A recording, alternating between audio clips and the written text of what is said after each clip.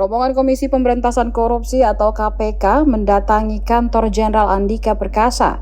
Sang Panglima TNI sampai menunggu di depan pintu untuk menyambut Ketua KPK Firly Bahuri di depan ruang kerjanya. Momen tersebut diunggah di akun YouTube Andika Perkasa pada Selasa 29 November 2022. Dalam keterangan video, Panglima TNI menerima kunjungan sekaligus audiensi Ketua Komisi Pemberantasan Korupsi Firly Bahuri bersama jajarannya yakni Wakil Ketua KPK di kantor Panglima TNI Subden Merdeka Barat dan Mabes TNI Jakarta.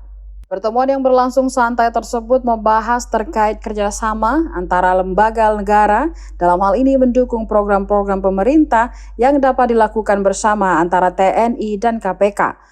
Firly juga memastikan kepada bawahannya untuk mengupgrade kembali kesepakatan kerjasama kedua belah pihak untuk beberapa waktu ke depan. Hanya saja belum diketahui kapan momen itu terjadi. Bisa diprediksi kejadiannya saat Jenderal Andika baru saja dilantik menjadi TNI 01. Pasalnya, Firly sempat menyelamati atas pelantikan Andika.